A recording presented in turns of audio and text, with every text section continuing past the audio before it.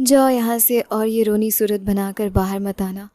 Office में किसी को भनक नहीं पड़नी चाहिए कि हमारे बीच कुछ हुआ है।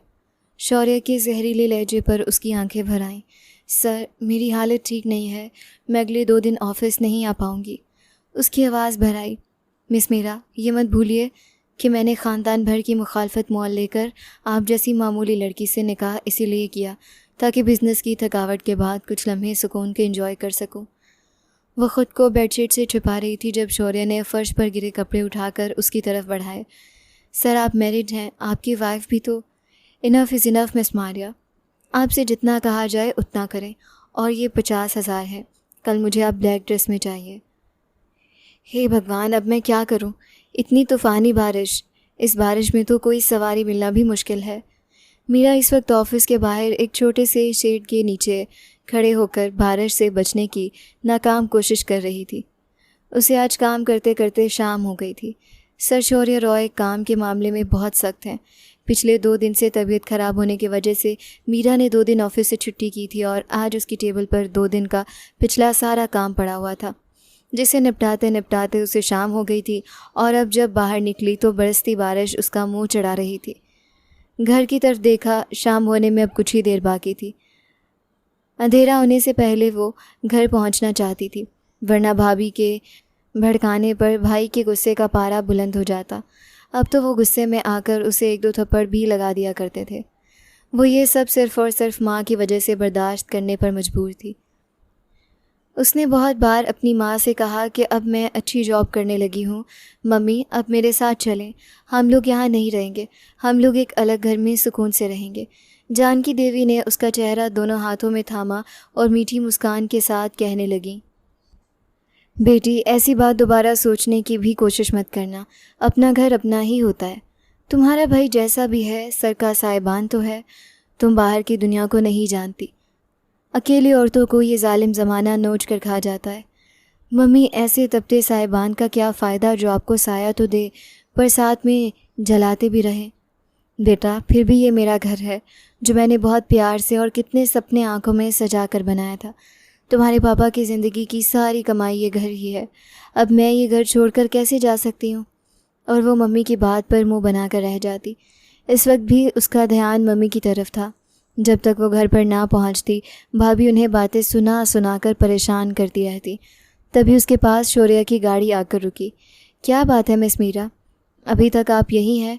सर शौर्य की आवाज़ पर वो अपने ख्यालों से चौंक कर बाहर आई। जी सर, कब से किसी गाड़ी का इंतज़ार कर रही हूँ पर कोई सवारी नहीं मिल रही। इस मौसम में सवारी मिलना बहुत ही मुश्किल है। आप आइए मेरे साथ, मैं आपको आपके घर ड्रॉप कर देता हूँ। मीरा उसकी पेशकश पर गहरी सोच में पड़ गई।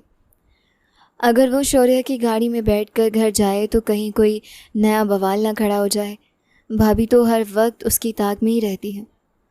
मगर इस वक्त इनकार करना भी मुनासिब नहीं था। न जाने कब तक उसे यूं ही खड़ा रहना पड़ता। क्या सोच रही हैं मिस मीरा? आ जाइए, मुझे फिर एक ज़रूरी काम से भी जाना है। एक बार शौर्य के अंदाज में नागवारी झलकती थी। मीरा अब चलते हुए उनकी गाड़ी में आकर बैठ गई थी। बारिश में खड़े होने की वजह से उसके कपड़े जगह जगह से जिस्म के साथ चिपके थे, जिन्हें वो हाथ की मदद से अलग कर रही थी। शौर्य की नज़रों ने उसका सर से लेकर पाँव तक तवाफ़ किया था। लड़की तो बहुत खूबसूरत है, आज से पहले मुझे इसके हुस्न का अंदाज़ा नहीं हुआ। वो उसकी भीगी पलकों, बेदाग चेहरे और गुलाबी होठों को देखकर सोचने लगा था, कमाल है, कितना टाइम हो गया इसे ऑफिस में काम करते हुए और मैंने नज़र भर कर इसे देखा तक नहीं। अपना एड्रेस समझाइए मुझे। मीरा के एड्रेस बताने पर उसके माथे पर शिकन के जाल बिछने लगे थे। Oh my God miss Meera, आप इतने पिछले इलाके में रहती हैं? वहाँ की तो सड़कें भी टूटी फूटी सी हैं। मेरी गाड़ी ख़राब हो जाएगी। सर फिर आप मुझे यहीं कहीं रोक दें, मैं किसी रिक्शा में चली जाऊँगी। नहीं मिस मीरा, कोई बात नहीं, आप परेशान मत हो, मैं आपको आपके घर तक ड्रॉप कर दूँगा। जब वो लोग घर के दरवाजे तक पहुँचे तो तूफ़ानी बारिश में रुके थे। घर करीब पहुंचकर मीरा ने शौर्य को चाय की ऑफ़र की थी। शौर्य इससे इनकार करना चाहता था, मगर फिर जाने क्या सोचकर वो गाड़ी से उतरकर नीचे आ गया। मीरा का खौफ से खून खुश्क हो गया। उसने तो महज यूं ही लिहाज में ये बात की थी। उसे अंदाज़ा नहीं था कि शौर्य सच में ही चाय पीने पर तैयार हो जाएगा। अब घर में भाई भाभी और मम्मी को क्या जवाब दूंगी? घर के करीब पहुंचते ही अंदर से आने वाली आवाज़ों को सुनकर वो दोनों अपनी जगह ठिठक गए। मीरा का तो खौफ से रंग भी पीला पड़ गया। मिस मीरा, आपके घर पर सब ठीक है? ये इतनी आवाज़ें क्यों आ रही हैं? मीरा ने बहुत मुश्किल से थूक निकला। सब ठीक है सर, सुबह तक तो खैरियत थी, अब पता नहीं क्या हो गया। न जाने इस वक्त मेरा आपके घर जाना मुनासिब भी होगा या नहीं।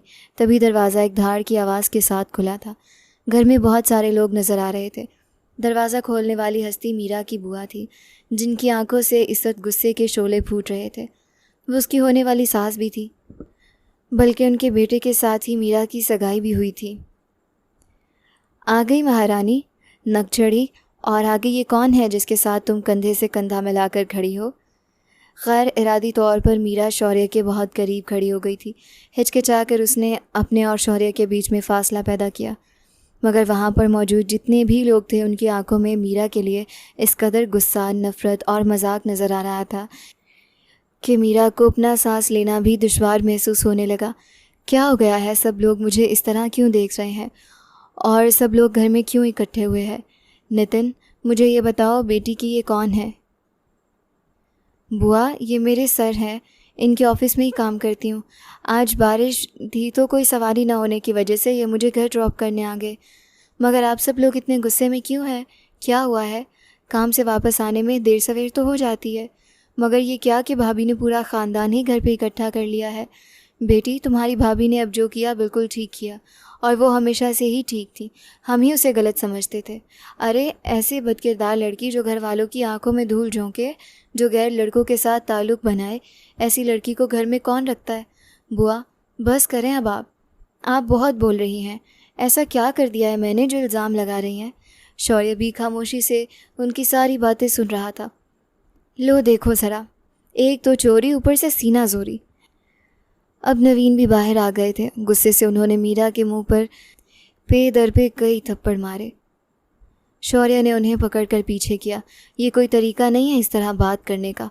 वो आपकी बहन है, आपके घर की इज्जत है, और आप सब लोग ने दरवाजे पर यह तमाशा लगा दिया। आसपास मोहल्ले वाले क्या सोचेंगे?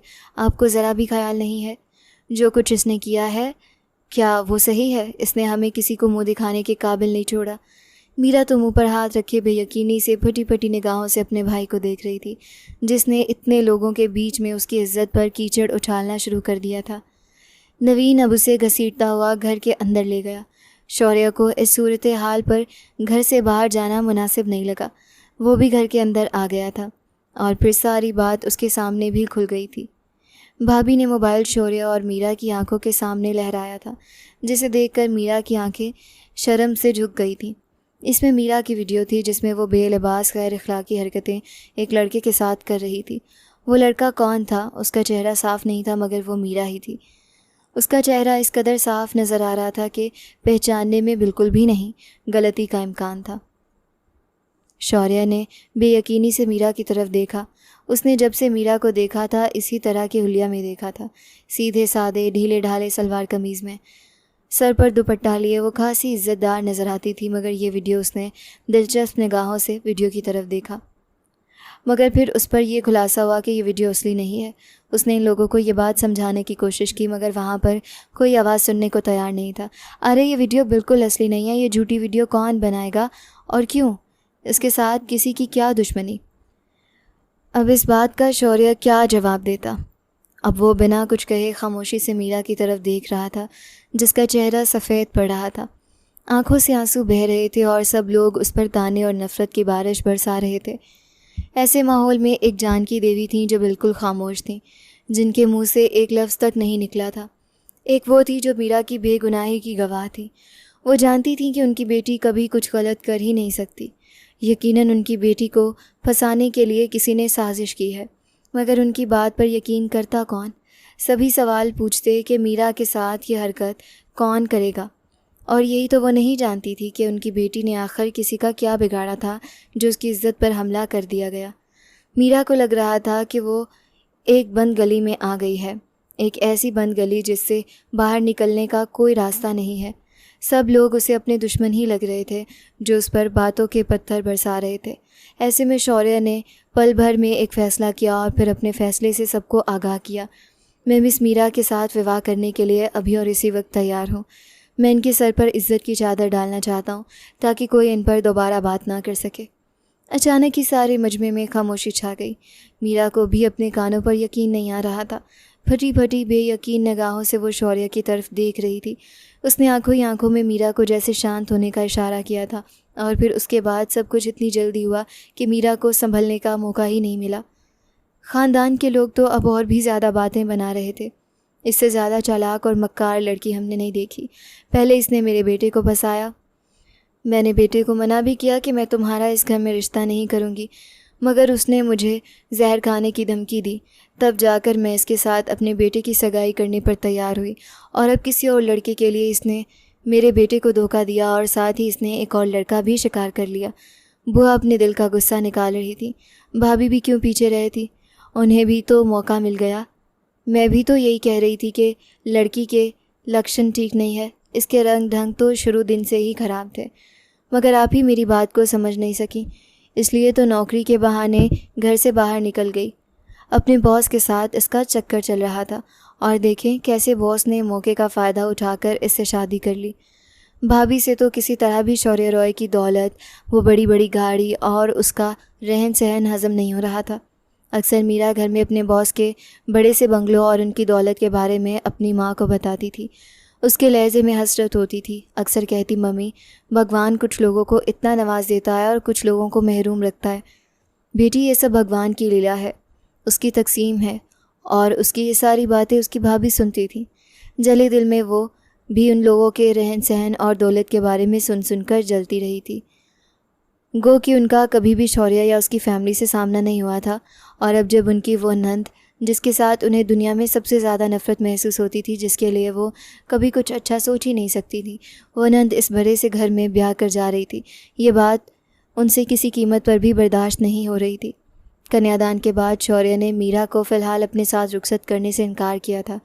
उसकी माँ को समझाते हुए कहने लगा, अभी ये कुछ दिन तक आप लोगों के पास ही रहेगी, जब तक मेरे कुछ मसले हैं उनसे निपट ना लूँ, मगर ये ऑफ़िस में आना चाहें तो आती रहेंगी। अभी ये मेरी आपके पास अमानत है। जानकी देवी, जो पूरे ख़ानदान की बातों को सुन सुनकर अपनी बेटी के भविष्य का सोचकर बुरी तरह टूट गई थी, अब अपनी बेटी को इतने शानदार इंसान के साथ जुड़ते देखा तो अब उनके वजूद में सुकून की लहर उतर गई थी। ठीक है बेटा, जब तक तुम अपने घर वालों को भी इस रिश्ते के बारे में बता दो, जब तक वो मान नहीं जाते हम लोग मीरा को अपने पास ही रखेंगे। शौर्य के वहाँ से जाते ही एक बार फिर से पूरे घर में तरह तरह की बातें होने लगी। सभी का मकसद मीरा की किरदार कुशी था। अब तो उसका मकई यानी फियांसे भी वहाँ पर पहुँच गया था।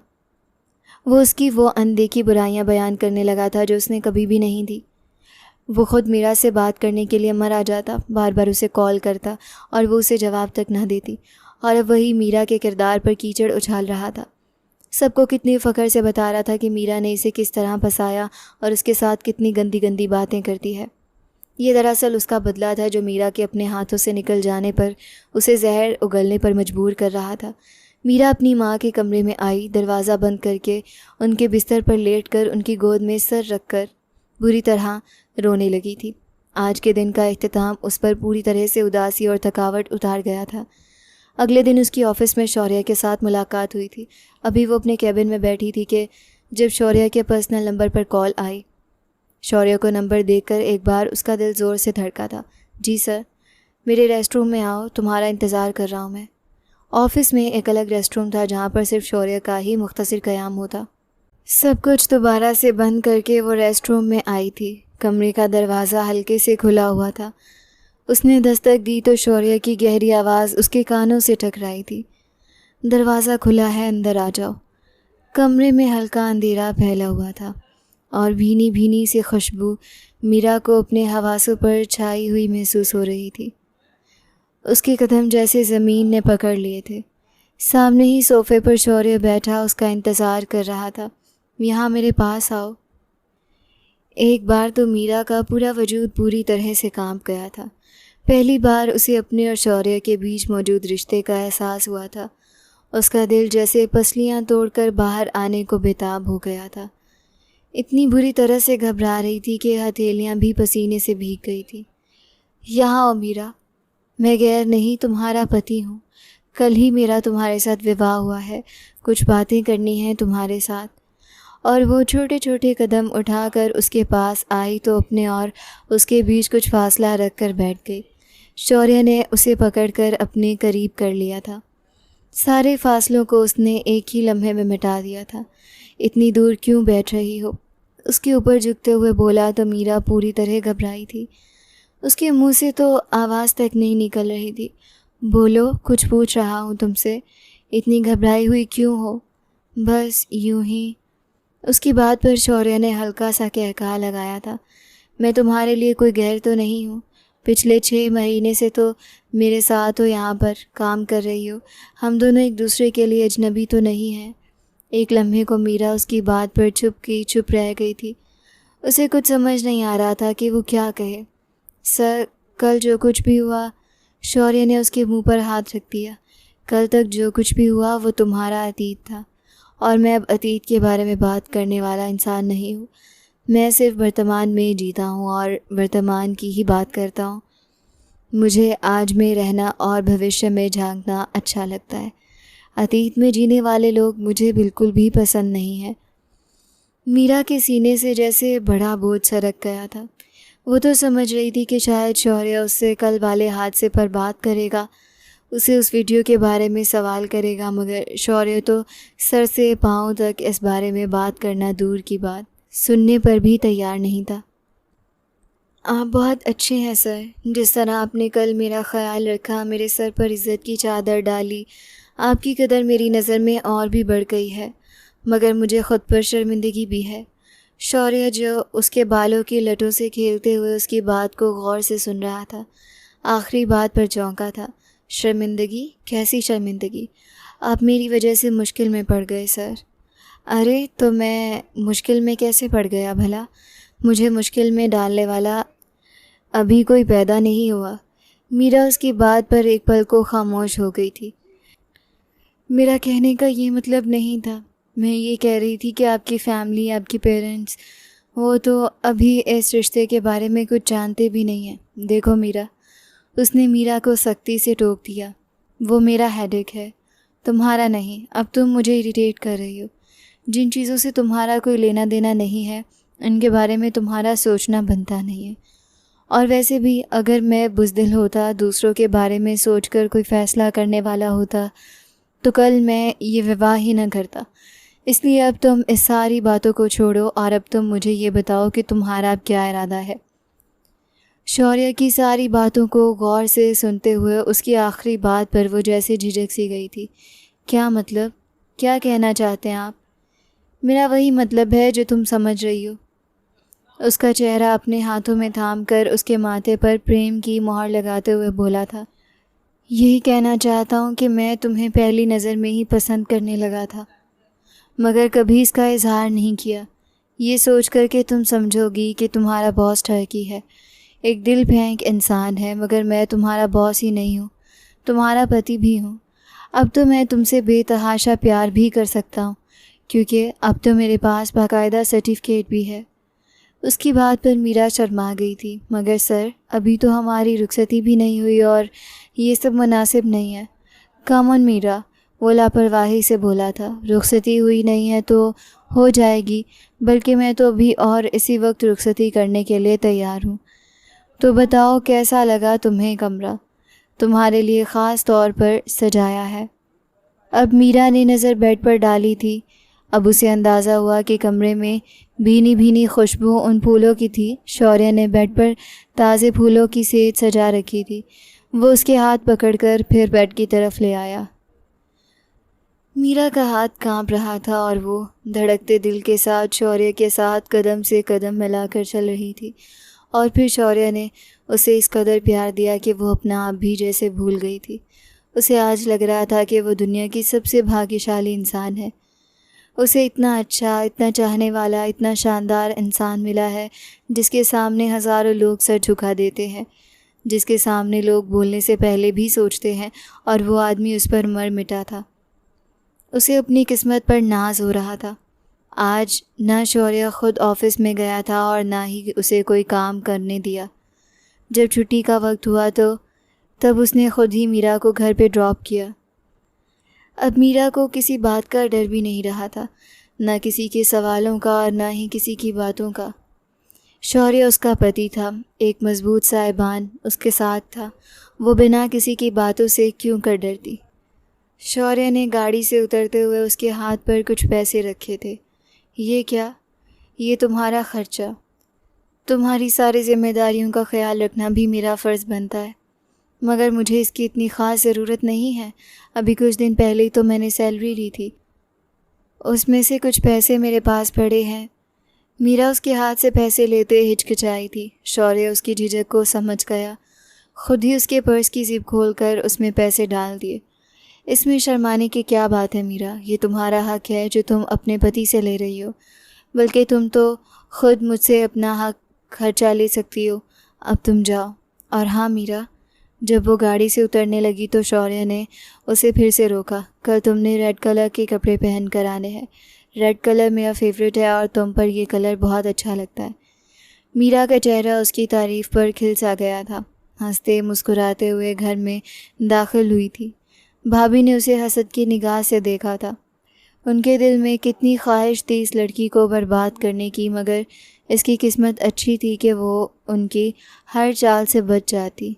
इस लड़की पर किस्मत कितनी मेहरबान है। हसद से उसे देखते हुए वो ये भूल गई थी कि किस्मत का इख्तियार किसी इंसान के पास नहीं, बल्कि ऊपर जो भगवान बैठा है उसके पास है। वो जब चाहे जिस वक्त चाहे किसी की भी तकदीर का रुख अपनी मर्ज़ी के मुताबिक मोड़ सकता है।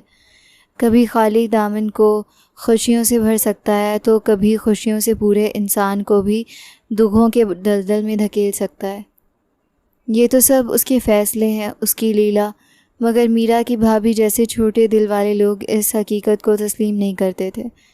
उन्हें लगता था कि वो अपनी चालाकी और मक्कारी से सारी दुनिया ख़रीद सकते हैं, मगर फिर जब ऐसे लोग मुंह के बल गिरते हैं तो तब उन्हें अंदाज़ा होता है कि उनकी औकात एक मच्छर से ज़्यादा नहीं। इन दिनों मीरा खुशी से हवाओं में उड़ती जा रही थी।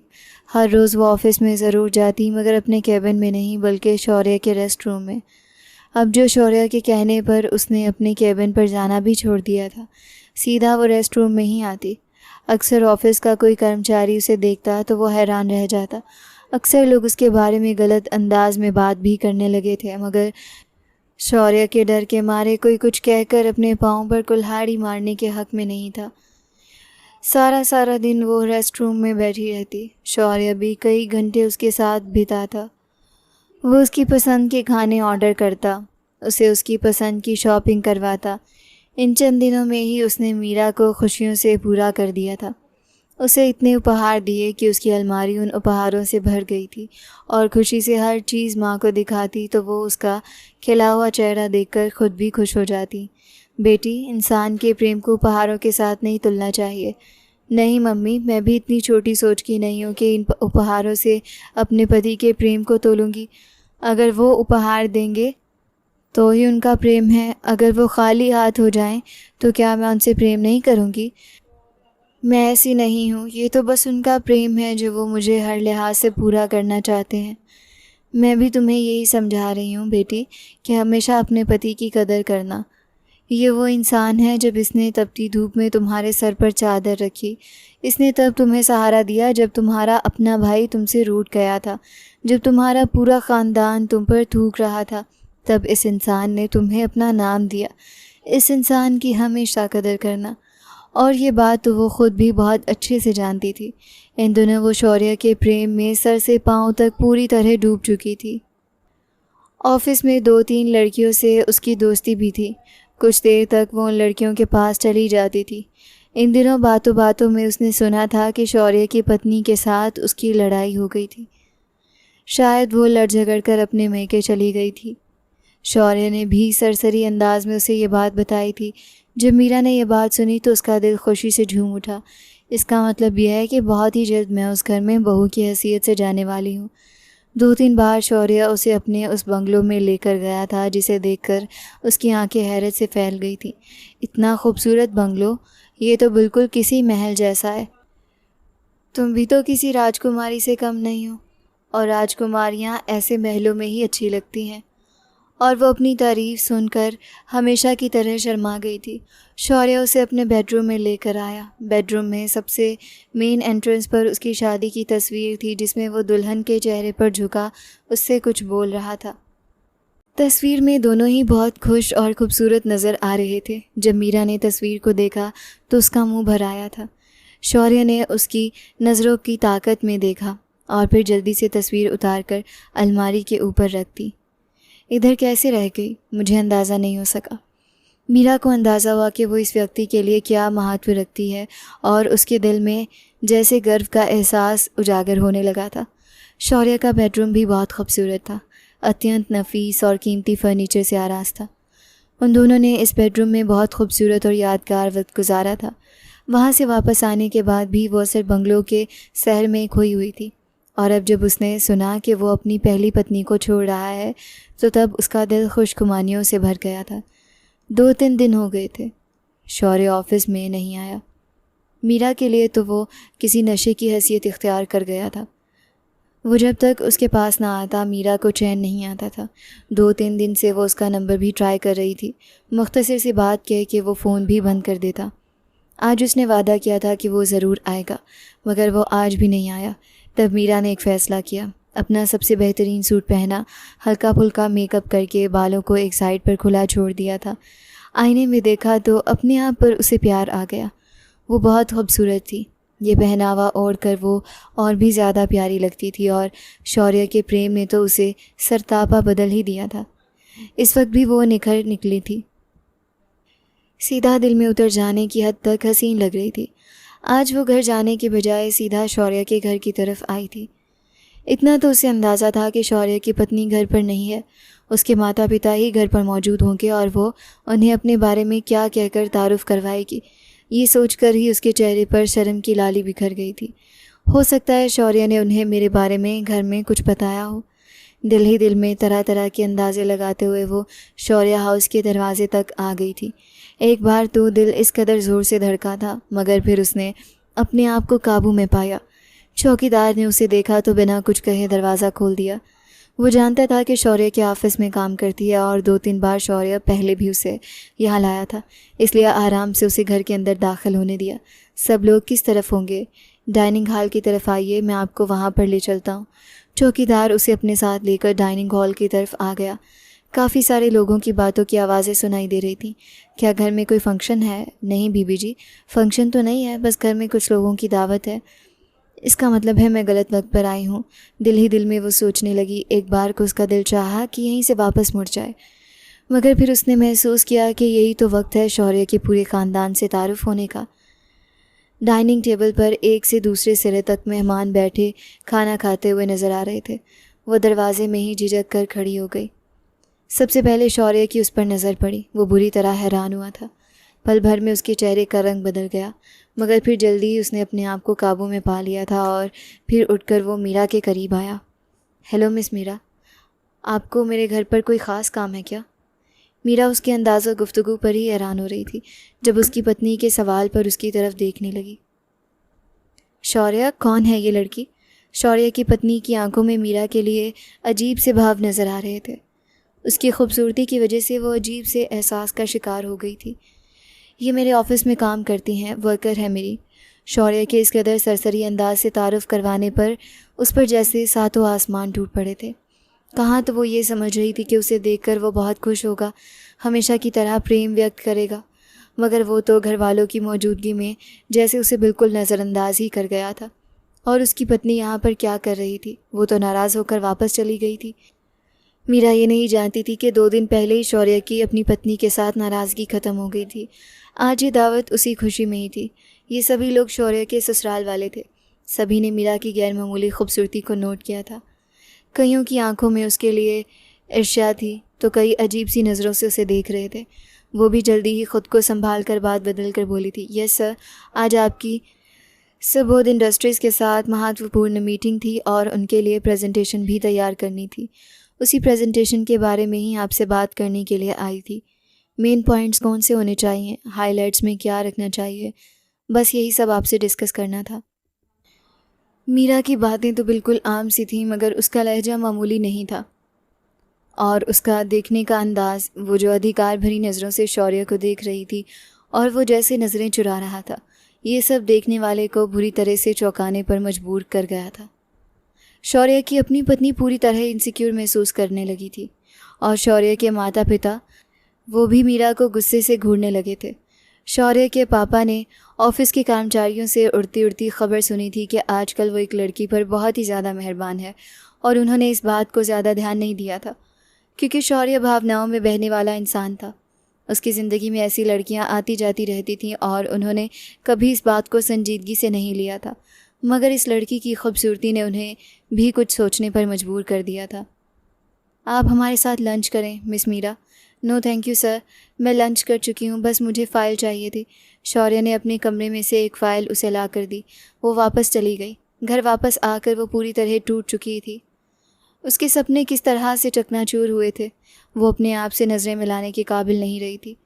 उसे घर आए कुछ ही देर हुई थी जब शौर्य की उसके नंबर पर कॉल आने लगी।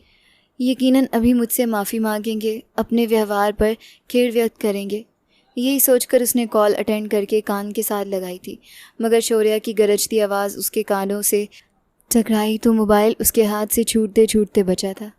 ये आज तुम किस खुशी में मेरे घर तक चली आई, क्या सोचकर कि मैं तुम्हारी इस हरकत से बहुत खुश होऊंगा, तुम्हें बहुत अप्रिशिएट करूँगा। मुझे आपकी याद आ रही थी, इतने दिन हो गए आप ऑफिस में आए नहीं, इसीलिए आपसे मिलने के लिए आपके घर तक आ गई। ओ कम ऑन मीरा, तुम बच्ची नहीं हो जो तुम बच्चों जैसी हरकतें कर रही हो। मेरी फैमिली है, मेरा एक ख़ानदान है, और तुम्हें मैं क्या कहकर सबसे तारुफ करवाऊँगा कि कौन हो तुम। आपकी पत्नी, इसके लिए आपने मुझसे विवाह किया है। पत्नी हूँ मैं आपकी। एक पल को वो खामोश हुआ था। हाँ पत्नी हो, मगर मत भूलो कि मैंने ये विवाह किन हालातों में किया था। तुम्हारे सर पर मैंने हाथ रखा था, मगर शायद तुम इस बात को भूल रही हो।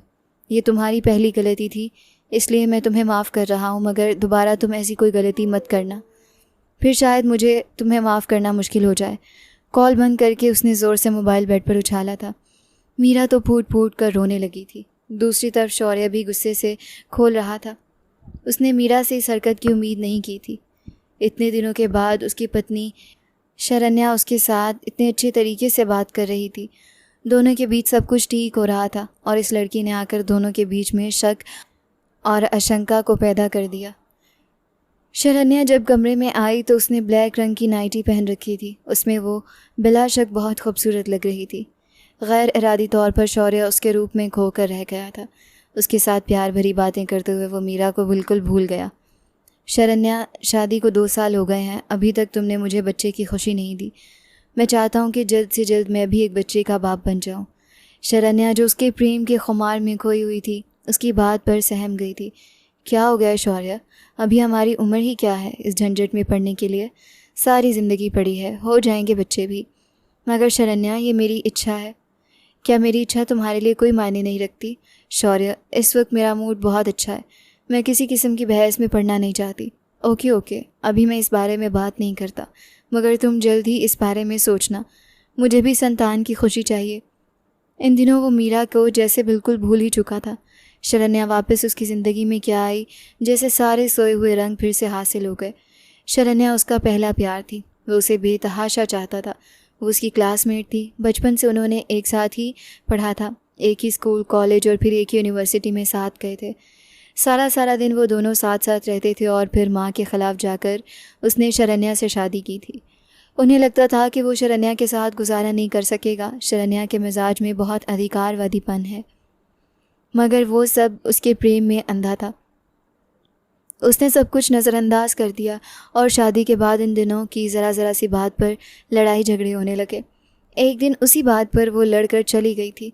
जब इसे कई बार वो मनाने के लिए गया और उसने आने से इनकार किया तो वो भी ज़िद में आ गया। इन दिनों उसने मीरा से विवाह कर लिया। वक्ती तौर पर वो उसके रूप से घायल होकर उसकी तरफ आकर्षित हो गया था। इस बार प्रेम की बारिश कर दी, मगर फिर जब दोबारा से शरण्या उसकी ज़िंदगी में आई तो वो मीरा से बिल्कुल अनजान हो गया। मीरा के लिए तो उसका प्रेम किसी नशे की हैसियत रखता था। अब जब वो उसकी तरफ से बेखबर हुआ तो वो पूरी तरह से बेचैन हो गई। वो बार बार उसे कॉल करती, मगर वो उसकी कॉल ना उठाता। सुबह से शाम तक वो रेस्ट रूम में बैठी इंतज़ार करती रह जाती, मगर वो कमरे में ना आता। उसके ऑफ़िस में जाती तो वो काम का बहाना करके उसे वहाँ से भेज देता। ऐसा नहीं था कि वो उसकी कोई ज़रूरत पूरी नहीं कर रहा था, बल्कि नौकर के हाथ वो उसकी ज़रूरत की सारी चीज़ें उस तक पहुंचा देता, मगर नहीं देता था तो वक्त और प्रेम, जिसकी मीरा बुरी तरह से आदी हो चुकी थी। और अब उसके बिना जीना मीरा को जैसे मुश्किल लग रहा था। वो ये सोचकर टूट कर रोई कि अब जब पत्नी वापस आ गई है तो उसकी ज़िंदगी से ऐसे निकल गया है जैसे कभी था ही नहीं। पूरे 2 महीने बीत गए थे, ना मीरा ने उसे करीब से देखा और ना ही उसने मीरा से कोई प्यार भरी मीठी सरगोशी की थी। अब यहाँ रहने का क्या फ़ायदा? किस इंसान के साथ मैंने शादी की है? जब वो अब मुझे वो स्थान देने पर तैयार ही नहीं है जिसकी मैं हकदार हूँ, तो मैं यहाँ पर रहकर क्या करूँगी? उनके लिए शायद उनकी पहली पत्नी ही सबसे महत्वपूर्ण है, इसलिए तो उन्हें अपनी पहली पत्नी के आगे कुछ नज़र नहीं आता। आहिस्ता आहिस्ता मीरा ने अपने आप को संभाल लिया था। उसने महसूस किया था कि अब वो यहाँ पर नहीं रुकेगी। अब उसने एक और जगह पर नौकरी की तलाश भी शुरू कर दी थी। वो जल्द से जल्द इस माहौल से निकल जाना चाहती थी ताकि शौर्य को वो भुला सके। इन दिनों शौर्य की एक बार फिर से शरण्या के साथ ज़ोरदार लड़ाई हुई थी। शौर्य को बच्चा चाहिए था, मगर शरण्या बच्चे पैदा करने से साफ इनकारी थी। अगर तुमने कोई अनपढ़ और गंवार लड़की चाहिए थी जो बच्चे पैदा करने की मशीन हो, तो हर साल तुम्हें बच्चे के उपहार दे, तो तुम्हें मेरे बजाय किसी गंवार लड़की से शादी करनी चाहिए थी, क्योंकि तुम खुद भी अंदर से गंवार हो। तुम्हारी सारी इच्छाएं अनपढ़ों वाली हैं। शौर्य का बेख्तियार हाथ उठा था। शरण्या के चेहरे पर वो अपने निशान छोड़ता गया। तुम्हें शर्म नहीं आती अपने पति के साथ इस तरह से बात करते हुए? शरण्या ने बेयकीनी से देखा था। तुम बहुत ही घटिया इंसान हो, मुझे तुम्हारे साथ नहीं रहना। आज तुमने साबित कर दिया कि एक कम ज़र्फ और घटिया पुरुष कैसा होता है। वो उसके माता पिता के रोकने के बावजूद भी वहाँ से चली गई थी। घर जाकर उसने शौर्य पर तलाक का केस भी दायर कर दिया था। शौर्य तो गुस्से से पागल हो गया। अगर वो मुझसे मुक्ति चाहती है तो मैं भी उसे अपनी ज़िंदगी में नहीं रखूँगा, मगर माता पिता ने उसे अत्याधिक कदम उठाने से रोक दिया। वो गुस्से में भावुक हो रही थी। मगर तुम तो होश से काम लो, ऐसा कोई कदम मत उठाओ जो बाद में तुम्हारे लिए किसी पश्चाताप का कारण बने। शरण्या के गम को भुलाने के लिए एक बार फिर से उसने मीरा की बाहों में पनाह लेना चाही थी, मगर अब की बार मीरा ने उसे बुरी तरह से ठुकरा दिया था। आप क्या समझते हैं मैं क्या हूँ आपकी? जब भी चाहेंगे मेरे पास आएंगे, जब चाहेंगे मुझे ठुकराएंगे। शौर्य उसे देखता रह गया। क्या बात है डार्लिंग, इतना गुस्सा क्यों कर रही हो? माना कि मैं 2-3 महीने बहुत व्यस्त रहा, तुम्हारे पास नहीं आ सका, तो इसका ये मतलब तो नहीं है कि तुम मुझे मेरे हक से दूर करो। ऐसा तुमने कभी नहीं होने दूंगा। अपना हक तो मुझे लेना आता है। वो आक्रामक अंदाज से मीरा की तरफ बढ़ा था। उसकी आंखों से आंसू निकल पड़े थे। जब आपकी पत्नी घर होती है तब आप मेरे पास नहीं आते, और जब वो आपसे दूर होती है तब आप मुझसे प्रेम जताते हैं। अगर मैं आपकी पत्नी हूँ तो आपने मुझे एक खिलौने की तरह क्यों रखा है? पत्नी की तरह रखें, जैसे आपकी अपनी पत्नी घर में रहती है। मीरा आज पहली बार उससे इस तरह सवाल जवाब कर रही थी। शौर्य को उसका सवाल पसंद नहीं आया था। मीरा, तुम मत भूलो कि तुम्हारे साथ मैंने किन हालातों में विवाह किया था। अगर तुम इतनी ही अच्छी होती तो तुम्हारा अपना ख़ानदान तुम्हें इस तरह बुरा भला क्यों बोलता? वो तो मैं था जिसने सब कुछ जानते हुए भी तुम्हें अपनाया। मेरे अलावा कोई भी तुम्हें अपनाने पर कभी भी तैयार ना होता। अब जब तुम्हें मैंने सब कुछ दे दिया है तो तुम नाशुक्री कर रही हो। मीरा को उसका ताना किसी चौबक की तरह लगा था। वो फूट फूट कर रोई थी। शौर्य ने आज ज़बरदस्ती उससे अपना हक वसूल किया था और इस बात पर उसे कोई शर्मिंदगी भी नहीं थी। वो फिर वहाँ से चला गया तो मीरा भी अब अपने घर आ गई थी। अब उसने फ़ैसला कर लिया था कि दोबारा शौर्य के ऑफ़िस नहीं जाएगी। उसने अब दूसरे ऑफ़िस में जॉब शुरू कर ली थी। उसका रंग रूप बिल्कुल ढल गया था, बिल्कुल जर्द पड़ गई थी, बहुत कमज़ोर सी हो गई थी। माँ उसकी हालत देखकर परेशान होती रहती। क्या बात है मीरा, तुम्हारी शौर्य से कोई लड़ाई तो नहीं हुई? वो अपनी माँ को परेशान नहीं करना चाहती थी, इसलिए माँ को उसने तबीयत ख़राब होने का बोलकर टाल दिया था। इन दिनों उसकी माँ की तबीयत ख़राब हुई, उनका बीपी शूट कर गया था। हॉस्पिटल लेकर जाने में देर हो गई थी। रास्ते में ही जानकी देवी ने दम तोड़ दिया। उनके जाने के बाद तो मीरा बिल्कुल अकेले रह गई थी। माँ के मरने पर वो फूट फूट कर रोई थी। उसे लगने लगा था कि वो तपती धूप में अकेले रह गई है। कुछ दिन गुजरे तो उस पर एक अजीब खुलासा हुआ। वो माँ बनने वाली है, और इस खुलासे का होना ही था कि उसकी आंखों के आगे अंधेरा सा छा गया। उसकी भाभी को जब ये सच पता चला तो उन्होंने उसे आड़े हाथों लिया। शाम को जब उसका भाई घर आया तो भाभी ने खुद हाथ नचा नचा कर उसके चरित्र की धज्जियाँ बिखेर दी थी। अरे हमने तो इसकी रुखसती नहीं की थी, सिर्फ विवाह हुआ था और बीबी जी ने यह कांड कर दिया। ये माँ बनने वाली है। अब ज़रा अपनी बहन से पूछो इस बच्चे का बाप कौन है, इसका पति शौर्य या फिर वो जिसके साथ इसने वीडियो बनाई थी। बस करें भाभी, आपको भगवान का खौफ आना चाहिए। नवीन ने एक ज़ोरदार थप्पड़ उसके चेहरे पर मारा। अत्यधिक घटिया लड़की हो तुम। मुझे शर्म आ रही है ये कहते हुए कि तुम मेरी बहन हो। बुलाओ अपने पति को, वो तुम्हें यहाँ से ले जाए। मैं यहाँ से चली जाऊँगी, मुझे बस 2 दिन दें। और फिर 2 दिन में वो ये घर छोड़कर चली गई थी। अपना कुछ ज़रूरी सामान समेटा, माँ की चंद यादगार चीज़ें उठाईं और फिर वो खामोशी से उस घर से चली गई। वो कहाँ गई कोई नहीं जानता था। नवीन और उसकी पत्नी यही समझ रहे थे कि वो उस बड़े से बंगलों में चली गई है, वो अपने पति के पास गई है। शरण्या के साथ तलाक के मुकदमे की वजह से शौर्य का सुकून तबाह हो चुका था। ऐसे तनावपूर्ण माहौल में जब भी वो रात को तन्हाई में बैठता, उसका ध्यान बेख्तियार मीरा की तरफ चला जाता। मीरा को वो मासूम चेहरा, उसका खामोश प्रेम और उसका वो सब्र जो आखिरी मुलाकात में टूट गया था, शौर्य के दिमाग में बार बार उभरता। मीरा की वो बातें जो उस वक्त शौर्य को कड़वी लगी थी, अब उसे सच्चाई महसूस हो रही थी। उसे महसूस हुआ कि मीरा ही वो वाहिद इंसान थी जिसने उसे बिना किसी स्वार्थ के सच्चा प्रेम किया था, जिसने कभी गाड़ी, बंगलों या दौलत की फरमाइश नहीं की थी, सिर्फ वक्त और आदर मांगा था। शौर्य को एक बार फिर से मीरा की शिद्दत से तलाश महसूस होने लगी थी। वो उसके स्पर्श, उसकी भीगी आवाज़ और उसकी मौजूदगी के लिए बेचैन होने लगा। एक शाम जब घर की घुटन बर्दाश्त से बाहर हो गई, शौर्य ने अपना पर्सनल मोबाइल उठाया और मीरा का नंबर डायल किया। फ़ोन पर कुछ देर बैल जाने के बजाय एक सुनसान सी बीप उभरी और फिर ऑपरेटर की आवाज़ गूंजी, आपका डायल किया गया नंबर फ़िलहाल बंद है। शौर्य ने माथे पर बल डालकर दोबारा नंबर मिलाया, मगर परिणाम वही था। ये लड़की भी अब मुझे गुस्सा दिला रही है। फिर 1 दिन गुजरा, 2 दिन गुजरे और फिर पूरा हफ्ता बीत गया। मीरा ऑफिस नहीं आई। शौर्य रोज़ सुबह रेस्ट रूम का दरवाज़ा देखता कि शायद अभी मीरा दरवाज़ा खोलकर अंदर आएगी, मगर वो कमरा वैसा ही सूना रहा। शौर्य की बेचैनी अब गुस्से और चिंता में बदलने लगी। उसने सोचा कि कहीं मीरा की माँ की तबीयत तो ख़राब नहीं हो गई। उसकी माँ अक्सर ही बीमार रहती थी। फिर उसे याद आया कि मीरा की माहाना रकम भी अभी देनी बाकी थी, जो वो हर महीने उसके हाथ पर रखता था। चलो उसी बहाने उसके घर चला जाता हूँ, ख़र्चा भी दे आऊँगा और उससे मुलाकात भी हो जाएगी। शौर्य ने फ़ैसला किया और अपनी गाड़ी की चाबी उठाकर निकल पड़ा। बारिश तो रुक चुकी थी, मगर सड़कें अभी भी गली मोहल्ले की टूटी फूटी थी। वैसा ही दृश्य था, बिल्कुल वैसे ही जैसे वो पहली बार मीरा को छोड़ने आया था। शौर्य ने गाड़ी एक तरफ खड़ी की और मीरा के घर के जंग आलूद लोहे के दरवाजे पर दस्तक दी। चंद लम्हों बाद दरवाज़ा खुला और मीरा की भाभी सामने खड़ी थी। शौर्य को देखते ही उनके चेहरे पर एक जहरीली मुस्कान उभरी। जी, आप कौन?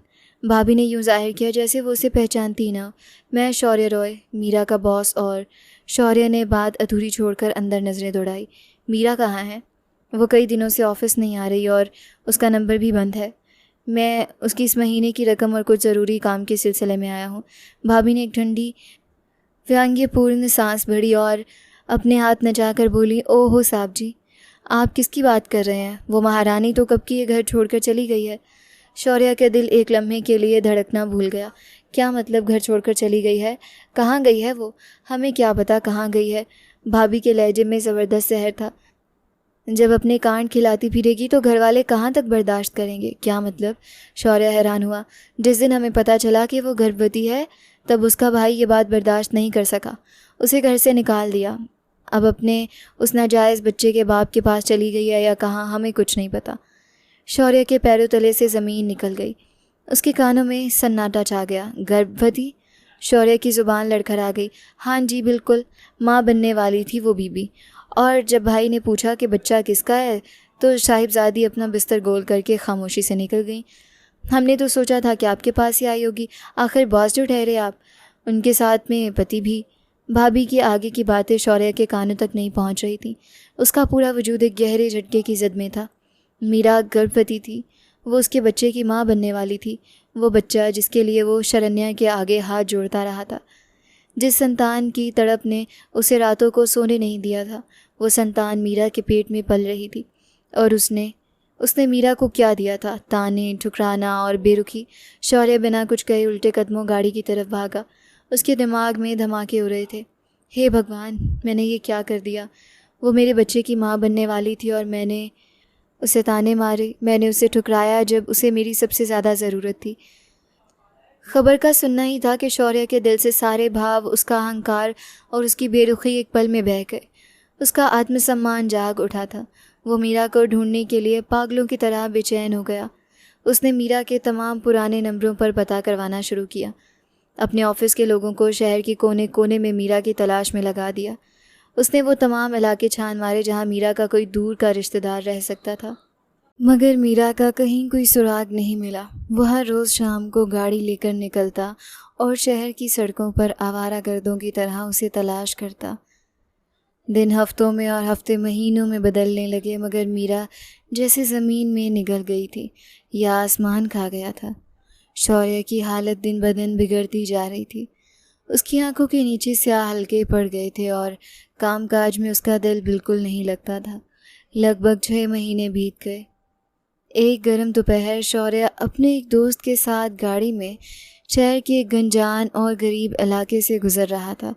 सड़क के किनारे एक बड़ा सरकारी हॉस्पिटल था। वहाँ गरीब मरीजों और औरतों का हजूम लगा हुआ था। गाड़ी ट्रैफिक में सुस्त हुई तो शौर्य की नज़रें बेख्तियार हॉस्पिटल के मुख्य दरवाजे की तरफ उठ गईं और फिर उसका दिल सीने में ज़ोर से धड़का।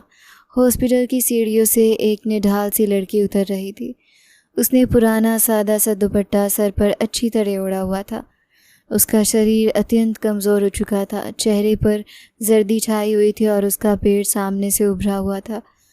वो एक हाथ से अपने पेट को सहारा दिए दूसरे हाथ से दीवार पकड़कर बमुश्किल कदम उठा रही थी। मीरा, ये तो मीरा है। शौर्य बेयकीन सा था। उसने गाड़ी की परवाह किए बिना ट्रैफिक के बीच में ही दरवाज़ा खोला और बाहर भागा। मीरा, उसने करीब पहुंचकर कांपती आवाज़ में पुकारा। मीरा ने कदम रोके और चौंक कर ऊपर देखा। शौर्य को सामने देखकर उसके चेहरे पर भय और हैरानी के साए लहराए, मगर अगले ही पल उसके चेहरे पर सख्ती आ गई। मीरा, तुम इस हालत में? शौर्य की आंखों में आंसू आ गए। वो उसके गिरते हुए वजूद को थामने के लिए आगे बढ़ा। मीरा, तुम कहाँ चली गई थी? तुम्हें अंदाज़ा भी है मैंने तुम्हें कहाँ कहाँ नहीं ढूंढा। मीरा ने झटके से अपना हाथ पीछे खींच लिया।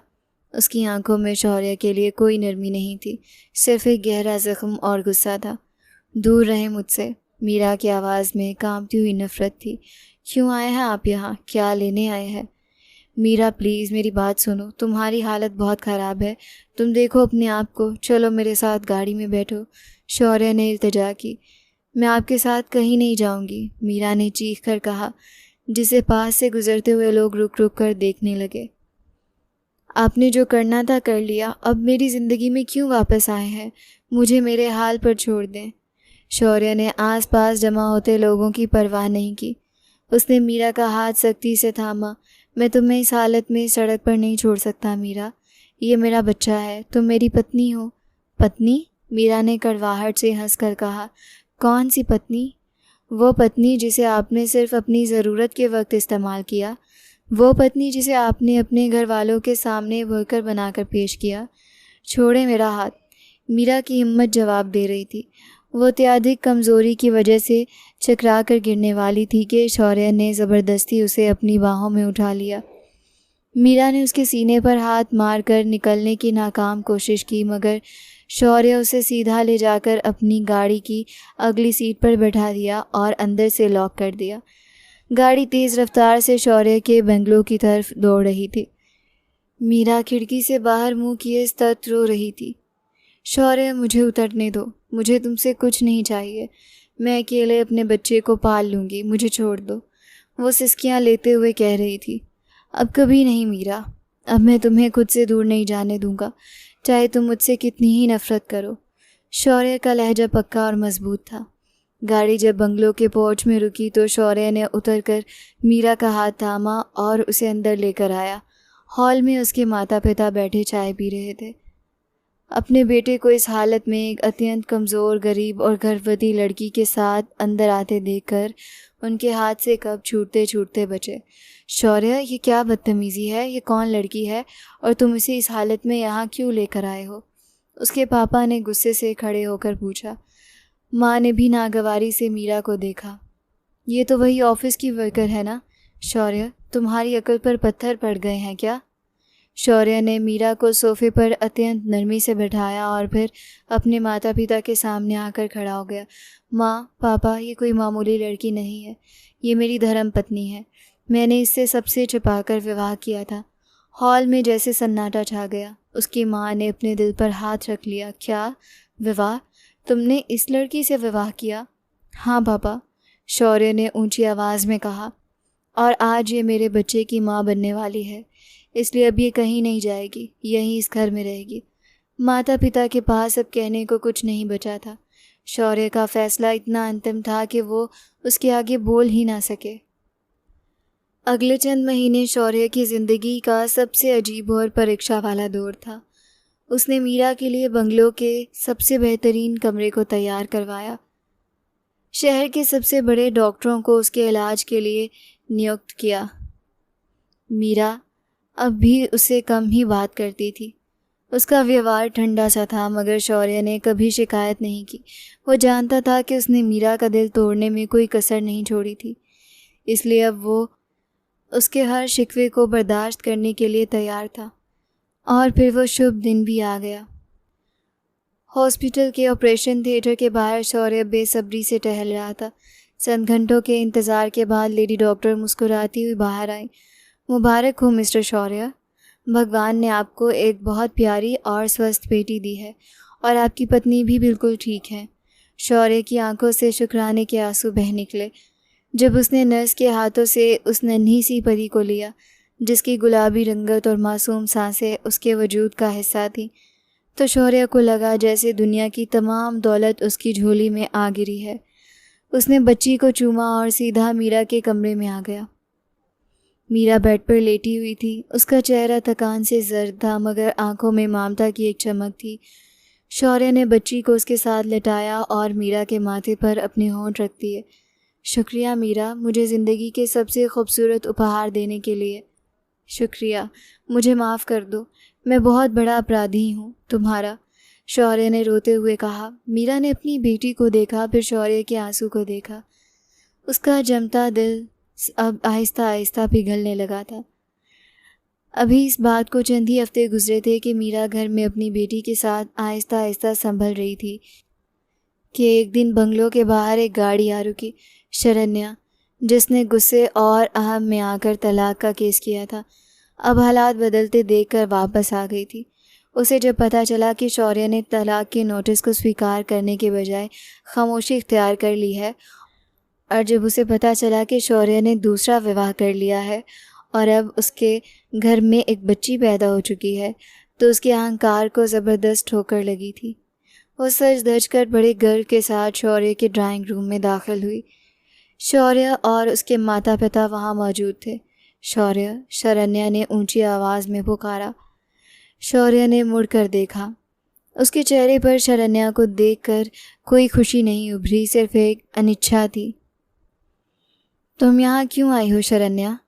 शरण्या ने अपने नाखून देखते हुए इतराए हुए अंदाज में कहा। मैं अपने घर वापस आई हूँ शौर्य, मुझे पता चला कि तुम्हारे यहाँ एक बच्ची हुई है और तुम संतान के लिए कितने तरसते थे, ये मैं अच्छी तरह जानती हूँ। वो कदम बढ़ाती हुई शौर्य के करीब आई और बोली, देखो शौर्य, तुम भी जानते हो कि वो लड़की मीरा तुम्हारे स्तर की नहीं है। वो एक अनपढ़, गरीब और निचले ख़ानदान से है। तुमने सिर्फ बच्चे की खातिर उससे रिश्ता रखा है ना? अब तो तुमने इस लड़की को बर्दाश्त नहीं करना पड़ेगा। मैं तुम्हारी ज़िंदगी में वापस आ रही हूँ। मैं तुम्हें और बच्चा पैदा करके दे दूँगी। तुम इस गरीब लड़की को कुछ पैसे देकर मुक्त करो और मुझे वो स्थान वापस दो जो मेरा था। डाइनिंग हॉल के पास खड़ी मीरा, जिसकी गोद में उसकी नन्ही बेटी थी, शरण्या की ये बातें सुनकर ठिठक कर रुक गई। उसका दिल एक बार फिर ज़ोर से धड़का। क्या शौर्य फिर से शरण्या के पास वापस चला जाएगा? क्या वो फिर से मुझे छोड़ देगा?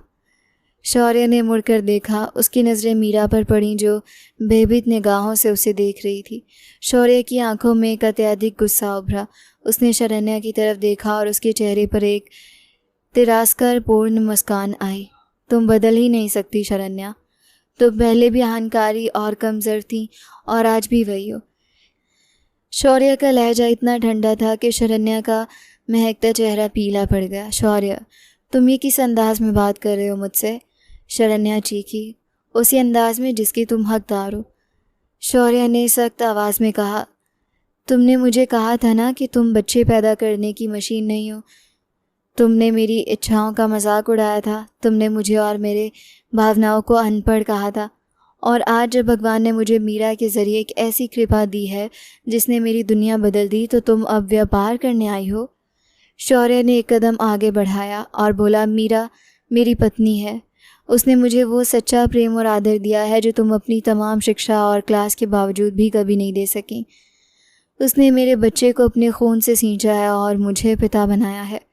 उसकी जूती भी तुम्हारी इस झूठी शान से 1000 गुना बेहतर है। शरण्या का चेहरा गुस्से और शर्मिंदगी से लाल हो गया।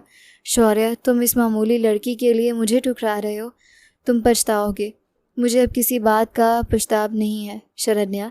शौर्य ने अपनी जेब से पेन निकाला और ड्राइंग रूम की मेज़ पर रखे हुए तलाक के कागजात को उठाया।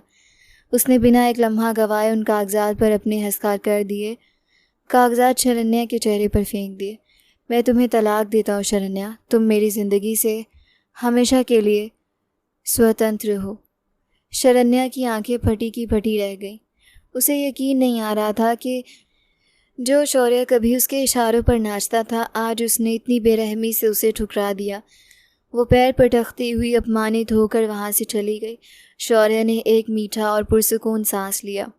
उसके माता पिता भी खामोशी से ये सब देख रहे थे और अब उन्हें भी अंदाज़ा हो चुका था कि उनके बेटे की वास्तविक खुशी मीरा और उसकी बेटी में ही है। शौर्य घूमकर मीरा की तरफ बढ़ा।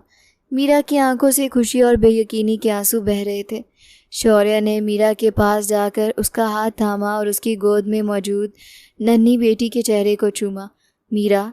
शौर्य ने मीरा की आंखों में आंखें डालकर अत्यंत प्रेम और श्रद्धा से कहा, तुम ही मेरी पहली और आखिरी पत्नी हो और अब तुम ही मेरी पूरी ज़िंदगी हो।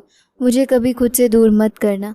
मीरा ने पहली बार मुस्कुराते हुए अपना सर शौर्य के कंधों पर रख दिया। आज उसका इंतज़ार, उसका सब्र और उसका पीड़ा ख़त्म हो गया था।